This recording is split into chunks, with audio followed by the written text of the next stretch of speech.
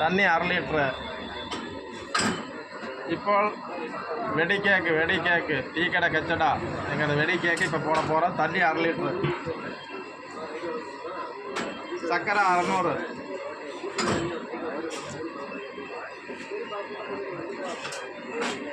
சர்க்கரை 600 gram.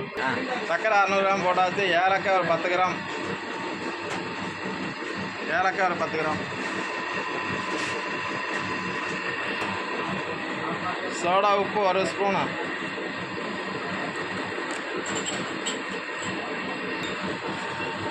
Oil 100 milli. பச்சை oil 100 milli. இந்த மாதிரி நீங்களும் போட்டு சாப்பிட்டு பாருங்கள். டேஸ்ட்டாக இருக்கும், சுவையாக இருக்கும். மைதா ஒரு 1.5 கிலோ.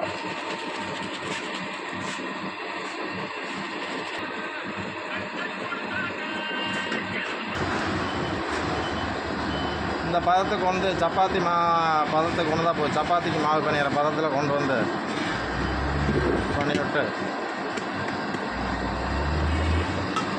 எண்ணெயை கையில் தடவிக்குங்க. இப்படி லேசாக எண்ணெயை கையில் தடவி விட்டு புரோட்டாக்கு பீடா பிடிக்கிற மாதிரி இந்த பீடா பிடிச்சி வச்சிட்றது.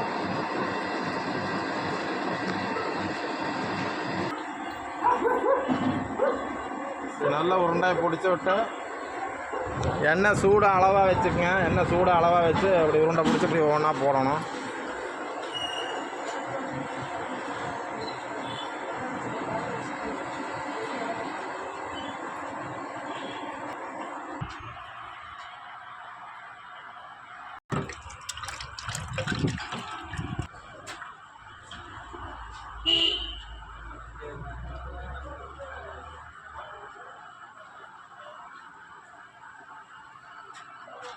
அடுப்பு வந்து லோவில் வச்சா இப்படியே மெதுவாக வெடித்து வரும்.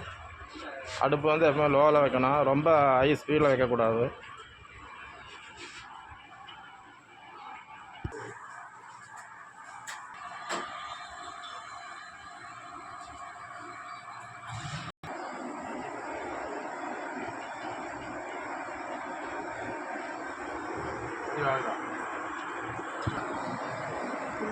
இப்படி 1 2 வெடித்து வர எடுத்துடணும். எடுத்து இப்படி போட வேண்டியதான். மொத்தமாக வெடிக்காது. 1 2 அப்படி வெடித்து வரும். வரும்போது அப்படியே அதை மட்டும் அப்படியே எடுத்துட வேண்டியது. இல்லாட்டி அப்படியே பிரிஞ்சு போயிடும்.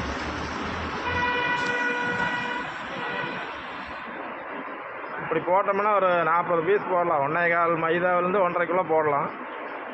அது நம்ம இனிப்பு அதிகமாக வேணும்னா 1.25 போடலாம். இல்லாட்டி இனிப்பு கொஞ்சம் நார்மலாக வேணும்னா 1.5 கிலோ போடலாம். மைதா ஒரு 40 பீஸ் போடலாம். இப்படி வெடிக்க 1 2 இப்படி வெடித்து வரும். அப்படியே எடுத்துடணும். எடுத்து நல்லா கொஞ்சம் எண்ணெயெல்லாம் வடிகிற அளவு நல்லா காயம் ட்ரை ஆனால் தான் அதுக்கப்புறம் சாப்பிட்டா தான் நல்லாயிருக்கும். உடனே சாப்பிட்டா நல்லா இருக்காது. கொஞ்சம் ட்ரை ஆனதுக்கப்புறம் சாப்பிட்டிங்கன்னா நல்லாயிருக்கும்.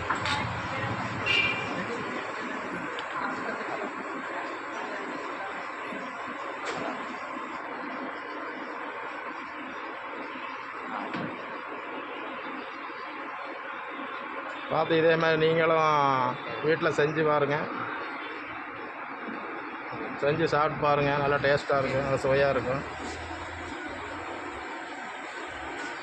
பார்த்து லைக் பண்ணுங்கள், கமெண்ட் பண்ணுங்கள், ஷேர் பண்ணுங்கள், சப்ஸ்கிரைப் பண்ணுங்கள், பெல் பட்டனை ப்ரெஸ் பண்ணுங்கள். தேங்க்யூ. அஸ்ஸலாமு அலைக்கும்.